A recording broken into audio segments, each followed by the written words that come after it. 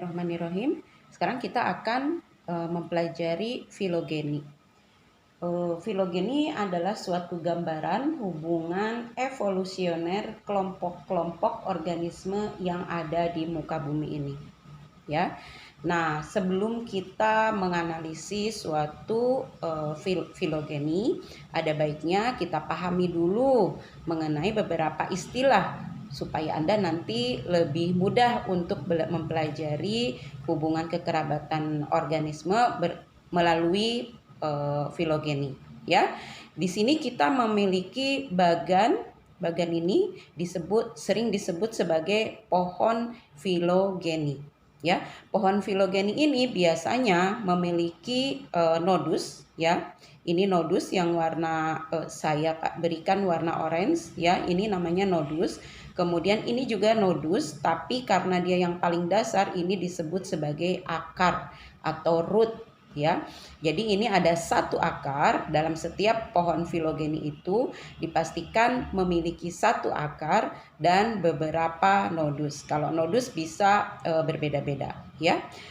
Root atau akar merupakan nenek moyang atau leluhur tertua dari kelompok organisme yang ada di dalam pohon filogenetik ini. Ya, sedangkan nodus, nah ini nodus. Nodus adalah merupakan pusat atau dimulainya terjadinya divergensi dari nenek moyang. Ya, jadi ini ada nenek moyang yang saya tidak menuliskan jenisnya, ya. Jadi nenek moyang ini terdivergensi menjadi F, ya, dengan E, ya, misalnya ini. Ini bisa saja di sini tuh tidak ada, ya. Jadi sering juga ini tidak dituliskan ini organismenya apa. Jadi organisme ini, nenek moyang ini terdivergensi menjadi E dan F. Demikian halnya ini, ya, yang F. F kemudian terdivergensi lagi, ya, menjadi terdivergensi lagi, yang kemudian divergensinya terjadi lagi menjadi A dan B, kemudian yang di sisi lain ada divergensi menjadi C dan D. Begitu, ya. Nah, sekarang pada setiap nodus inilah yang sering kita menyebutnya sebagai terjadi spesiasi atau pembentukan spesies baru. Nah, jadi dalam mempelajari filogenetik itu, maksud saya mempelajari filogeni, Anda jangan tertukar antara root dengan nodus. Dan untuk mengamati hubungan antara antara organisme-organisme yang ada di sini, Anda perlu memahami dulu mana nodusnya. Ya, seperti yang akan kita pelajari untuk istilah yang ketiga, ya, sister taxa. A dengan B, kalau dilihat berdasarkan nodus yang ini, A dengan B adalah sister taxa. Tapi B dengan C bukan sister taxa.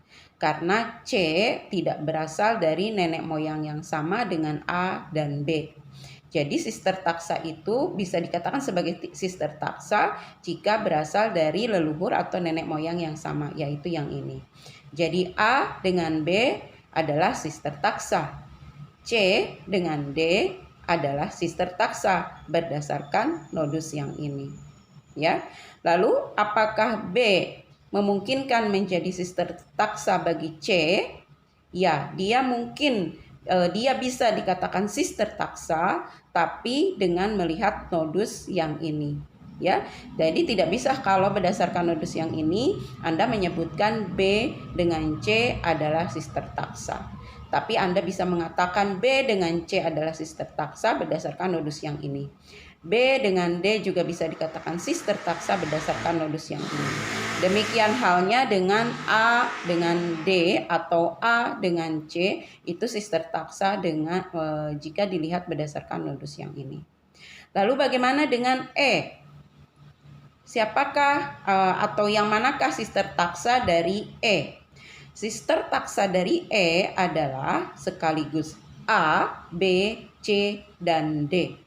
Ya, jadi beda, ya. Yang tadi sister taxa itu cuma berdua, A dengan B, C dengan D, Kalau dilihat dari sini, A dengan CD, B dengan CD itu sister taksa, ya, bahkan A, B, C, D ini bisa dikatakan sebagai sister taksa.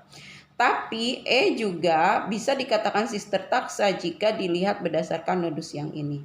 Jadi E adalah sister taksa bagi A, B, C, dan D. Ya, begitu sister taksa. Lalu apa yang bisa diambil dari nodus dan sister taksa ini? Berdasarkan info nodus dan sister taksa, gambaran nodus dan sister taksa yang ada di sini, kita bisa melihat hubungan kekerabatan, ya, hubungan kekerabatan yang mana yang terdekat. Sister taksa, jika ada organisme yang berada dalam sister taksa yang sama seperti ini berdasarkan nodus yang ini, maka A dengan B memiliki kekerabatan yang lebih dekat daripada A dengan organisme yang lainnya. Demikian halnya dengan B. B memiliki kekerabatan yang lebih dekat dengan A dibandingkan dengan yang lainnya, dengan organisme C, D, dan E. Demikian halnya dengan C. C memiliki kekerabatan yang lebih dekat dengan D dibandingkan C dengan organisme lainnya, yaitu A, B, dan E. Bisakah kita mengatakan bahwa A berkerabat dekat dengan D? Bisa, tapi yang dilihat adalah nodus yang ini. Ya, Anda tidak boleh berdasarkan nodus yang ini. Lalu bagaimana dengan E? E juga seperti sister taksa yang lain, berarti E berkerabat dekat berdasarkan nodus yang ini. E berkerabat dekat dengan A, B, C, dan D. Ya, begitu cara membacanya. Nah, sekarang kita akan beralih ke hal lainnya ya. Yang keempat, monofiletik. Filogene ini, ya, pohon filogene ini bisa menggambarkan hubungan monofiletik, parafiletik maupun polifiletik. Hubungan yang seperti apa yang dikatakan sebagai monofiletik? Monofiletik adalah seluruh turunan dan nenek moyang dari nenek moyang yang sama. Ya, jadi seluruh turunan dari nenek moyang yang sama. Ini adalah monofiletik. A dan B bersama nenek moyangnya, ya. A dan B bersama nenek moyangnya. Ini juga monofiletik. C dengan D bersama nenek moyangnya, ya. A, B, C, D bisa dikatakan juga sebagai monofiletik jika dilihat dari nodus yang ini. Ya. Nah, E bagaimana? Jadi E juga bisa dikatakan monofiletik berdasarkan nodus yang ini. Jadi segini. Ya, itu dikatakan monofiletik. Jadi nenek moyang bersama seluruh turunannya. Coba perhatikan pada parafiletik. Nah, ini saya ganti gambarnya ya. Jadi kalau parafiletik ini dia pengelompokan organisme dengan mengeluarkan sebagian dari turunan. Ya, jadi suatu nenek moyang di nodus ini, leluhurnya ini kan turunannya adalah A, B, C, dan D. Tapi ketika dilakukan pengelompokan untuk kepentingan taksonomi, ya, misalnya itu yang dilakukan adalah mengeluarkan misalnya di sini D, ya, jadi garis yang ini yang warna orange. Jadi yang dimaksud parafiletik adalah yang ini. Karena tidak seluruh turunan dimasukkan ke dalam kelompok. Berbeda ya dengan monofiletik. Monofiletik ini yang warna pink. Harus semua turunan dari nenek moyang ini dimasukkan ke dalam kelompok yang ini.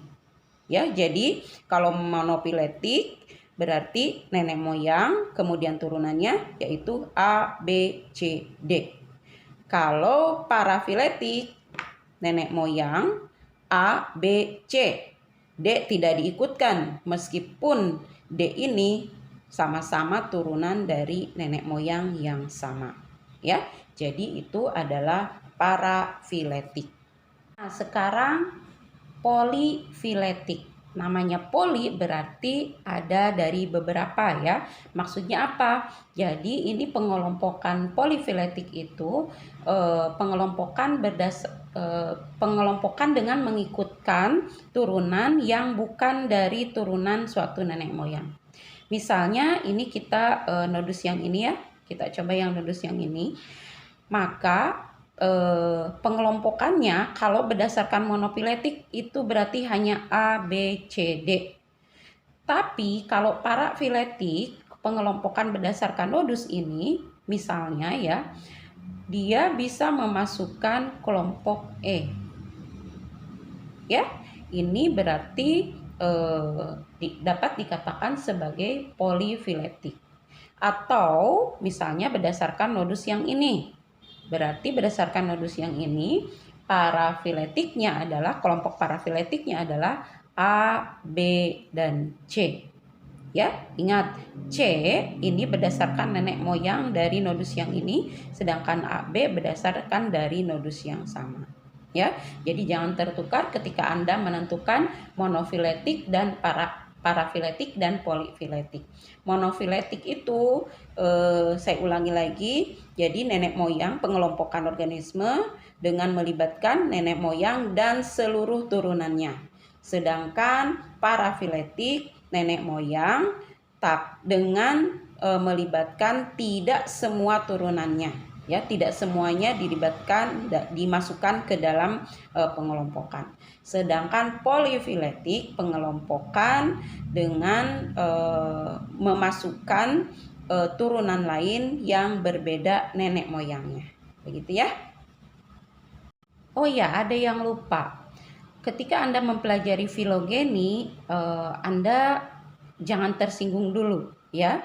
Ketika nanti apalagi harus mempelajari filogeni pada Homo sapiens. Karena filogenetik ini sampai hari ini dia masih hipotesis dan bukan fakta. Ya, jadi ini filogeni ini bukan fakta, jadi hipotesis. Para ilmuwan meyakini hipotesis ini dengan kebenaran 100%. Berapa persen pun kebenarannya, ingat ini adalah hipotesis. Ya, jadi itu harus Anda pegang bahwa ini bukan fakta tapi hipotesis. Nah, sekarang kita sampai ke bagian yang terakhir, istilah yang perlu Anda kuasai yaitu parsimoni. Ya, parsimoni ini sebenarnya tingkat kesesuaian ya, tingkat kesesuaian suatu filogeni. Ingat, filogeni ini seperti dikatakan sebelumnya adalah merupakan suatu hipotesis, dan namanya hipotesis. Jadi ketika kita membuat pohon filogeni bisa jadi terdapat dua versi seperti yang ada di gambar ini. Untuk kita memiliki ada 5 spesies misalnya di sini, dan ini spesies yang sama tapi pohon filogeninya itu berbeda ya. Nah, berdasarkan parsimoni, filogeni yang sesuai itu yang mana? Yaitu filogeni yang memiliki jumlah kejadian event evolusioner yang paling sedikit ya. Jadi berdasarkan parsimoni itu, filogeni yang paling sesuai adalah filogeni yang paling sederhana. Filogeni yang paling sederhana memiliki paling sedikit jumlah kejadian evolusioner. Kalau kita lihat dari gambar yang ini, gambar pohon poligeni untuk yang berwarna hitam ini, kita memiliki ada 1, 2, 3, 4, 5, 6 kejadian evolusioner. Ada 6 event. Sedangkan kalau yang ini ada 1, 2, 3, 4. Hanya 4 kejadian evolusioner. Maka bagan yang berwarna merah ini dikatakan sebagai lebih parsimoni ya. Jadi yang ini gambar yang merah, bagan pohon filogeni yang merah dikatakan lebih parsimoni, makanya ini adalah dikatakan sebagai pohon filogeni untuk kelompok organisme ABCDE ini. Yang paling sesuai adalah pohon filogeninya adalah seperti yang ini dan bukan yang ini. Begitu ya maksudnya.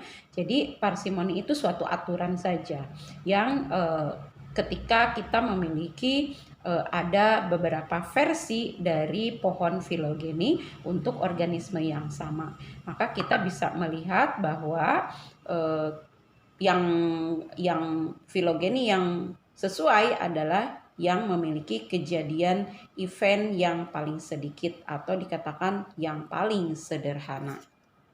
Nah, ini gambar Anda bisa dapatkan di buku Campbell ya. Ini untuk memperlihatkan pengelompokan monofiletik ini ya, pengelompokan monofiletik. Nah, yang dimaksud yang masuk kategori monofiletik dalam pohon filogenetik ini adalah ini yang ABC dengan nodus yang ini ya. Jadi nenek moyang satu di sini ditandai dengan nenek moyang satu. Nenek moyang satu A, B, C adalah monofiletik, kelompok monofiletik. Ada nggak kelompok monofiletik lain di sini? Ada, misalnya ini ya, ini pun monofiletik. Ada lagi nggak monofiletik yang lain? Ada. Kalau ambilnya di sini maka ini totalnya semuanya ini disebut monofiletik. Ya, sekarang kita lihat gambar yang kedua yang ini.